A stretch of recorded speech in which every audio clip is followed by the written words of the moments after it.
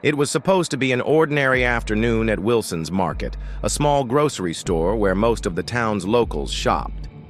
The air smelled of fresh bread from the bakery section, and the soft hum of the cash registers filled the space. Margaret Holloway, a 67-year-old black grandmother, was having a good day, until she wasn't. She had just finished placing the last of her groceries into her bag when she felt it, a hard shove. She stumbled forward, barely catching herself against the metal shopping cart. At first, she thought maybe someone had lost their balance, but when she turned, she saw him. Officer Jake Simmons, a towering man in his late 40s with broad shoulders, a thick mustache, and the kind of dead eyes that made people uneasy. He wasn't in uniform, but everyone knew who he was. His badge was clipped to his belt, a silent warning. "Move it along, lady," Simmons muttered, stepping past her like she was an obstacle instead of a person. Margaret blinked, confused. "Excuse me?" Her voice wasn't loud, but it carried, and that was enough to make the store go quiet. People turned. Some already had their phones out, not because they expected trouble, but because in this town, when Jake Simmons got involved, trouble followed. Simmons stopped, turning back toward her. His expression twisted into something ugly.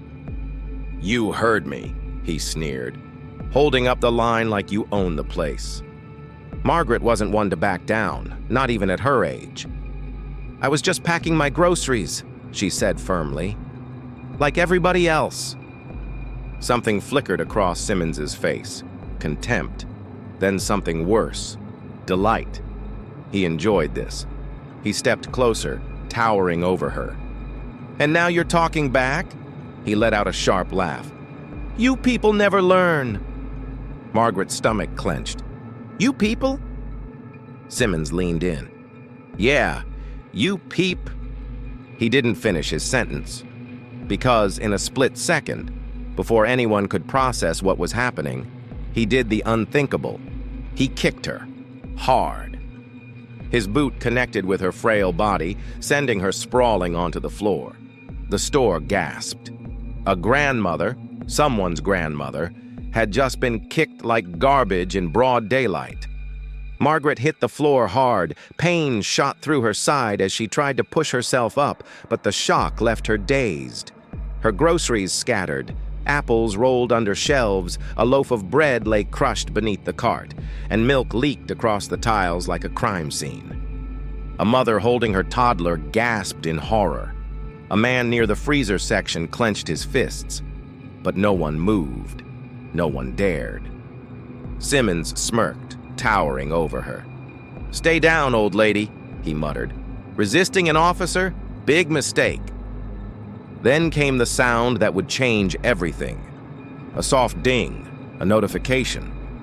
Simmons frowned and pulled out his phone. And then he froze, because the video was already online. One of the bystanders, someone quick, someone smart, had streamed the whole thing, and now it was everywhere. The comments poured in fast. "Who is this racist pig?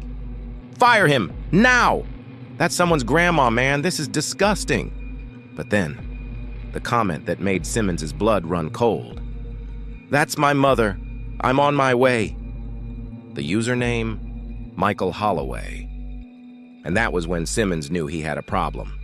Because Michael Holloway wasn't just anybody. He was a war hero, a former Marine, and he was coming. It took exactly 7 minutes for Michael to arrive. 7 long, tense minutes where Simmons started to sweat. Outside, tires screeched, the sound of a heavy car door slamming. Then, footsteps, the kind that made people move out of the way without being asked. And then, he stepped inside. Michael Holloway was not what Simmons had expected.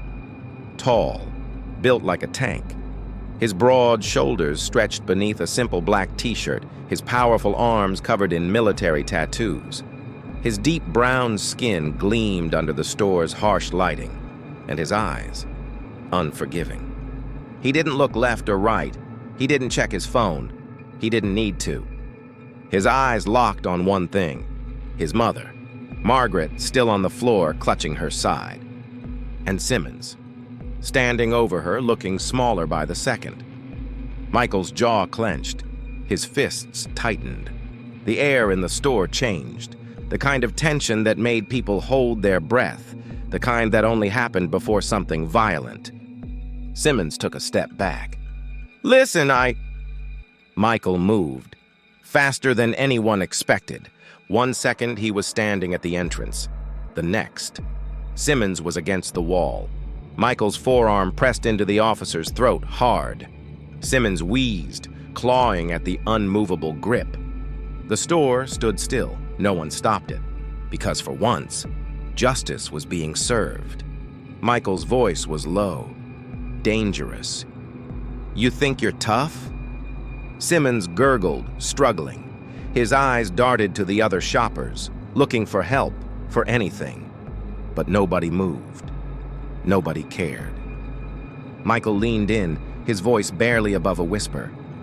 "You picked the wrong woman to mess with." Then, without warning, he released Simmons.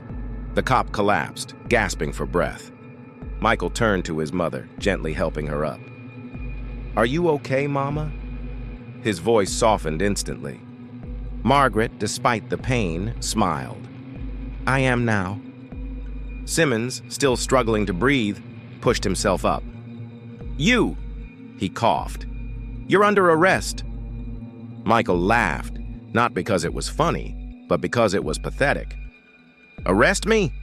He turned to the crowd. "Anybody here see me do anything illegal?" Silence. Then, "Nope. Didn't see a thing." "Pretty sure you just slipped, officer." Simmons's face burned red.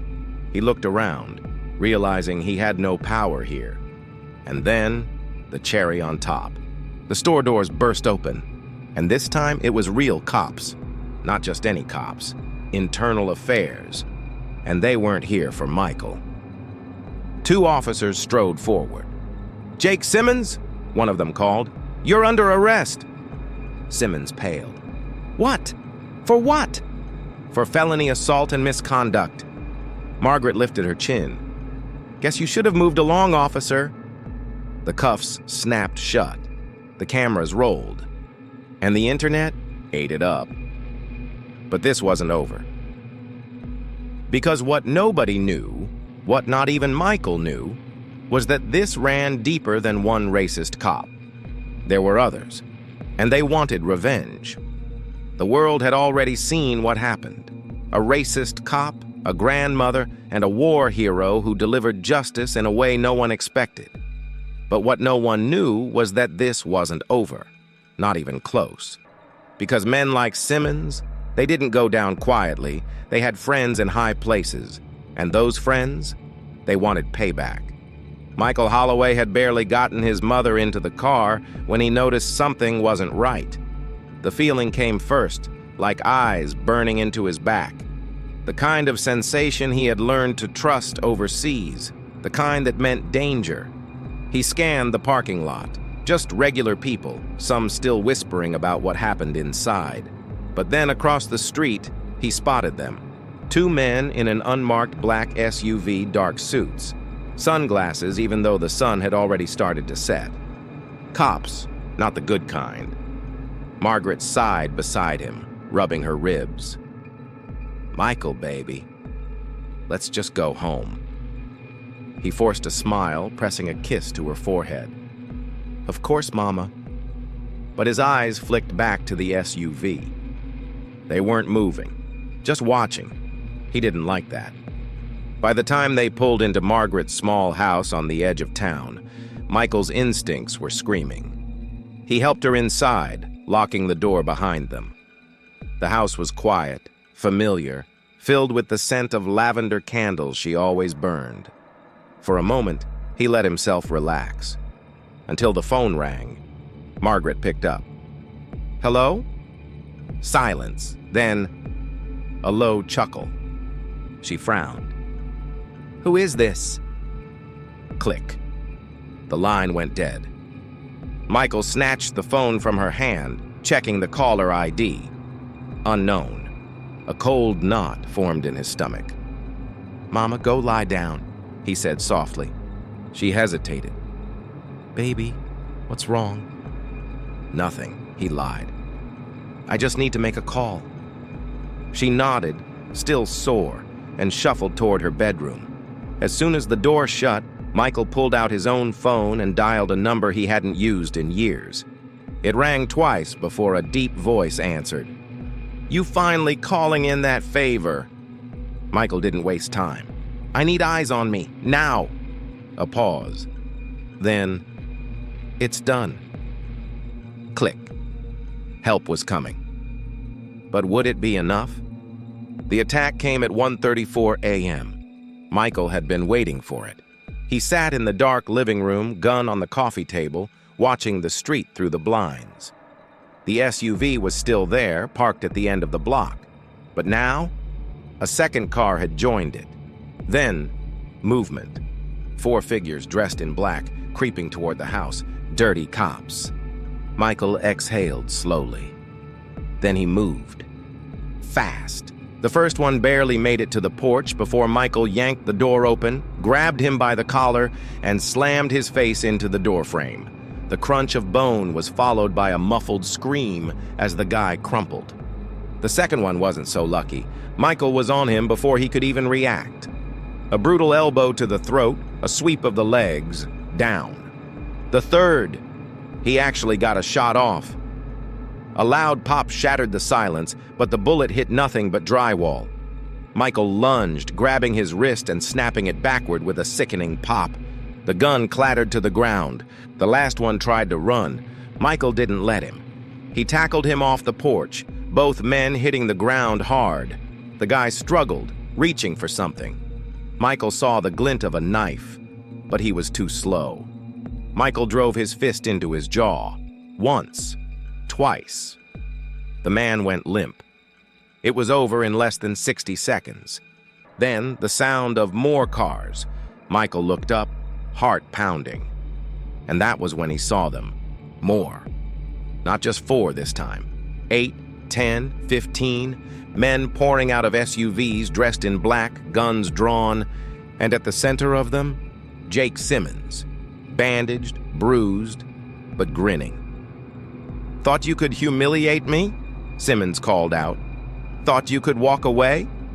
Michael stood slowly, rolling his shoulders. "I didn't think," he said coolly. "I knew." Simmons's smile faltered just a little, but then he raised his hand. "Kill him!" The street erupted. Gunfire shredded the air. Michael moved, fast. He dove behind the porch railing as bullets tore through wood. Inside, Margaret screamed. Michael gritted his teeth. This wasn't just about him. They were trying to kill his mother. He wasn't going to let that happen. He grabbed the fallen gun from one of the unconscious men. Checked the ammo. Not much, but enough. Michael moved like a ghost, slipping through the darkness, flanking them. The first man never saw him coming, a bullet to the knee. The second barely had time to turn before Michael drove a boot into his gut and slammed his head into the pavement. Simmons cursed. "What the hell are you idiots doing?" Michael wasn't stopping. One by one, he took them down, but they kept coming. Then, sirens.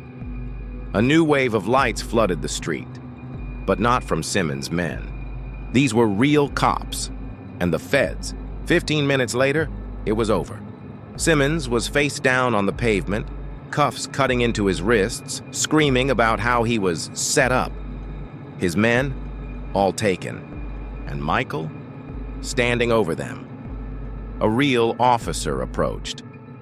"We've been after these bastards for months," he admitted. "Didn't expect you to do all the work for us." Michael just shrugged. "Guess you got lucky." The officer chuckled, but then he sobered. "You should lay low, Holloway. Some people won't like what you did." Michael nodded. "They can try." He turned back toward the house. Margaret stood on the porch, wrapped in a blanket, watching him with a look only a mother could give. Pride, relief, Love. Michael exhaled, walked up the steps. His mother touched his face gently. "Baby, you're bleeding." He smiled. "It's not mine." She smacked his arm. "Boy, don't joke with me like that." He laughed, pulling her into a hug. "It's over, Mama." She sighed against his chest. "I know." And as the sun began to rise, washing away the night's horrors, Michael knew one thing for certain. No one was ever going to touch his mother again, because next time, they wouldn't be walking away.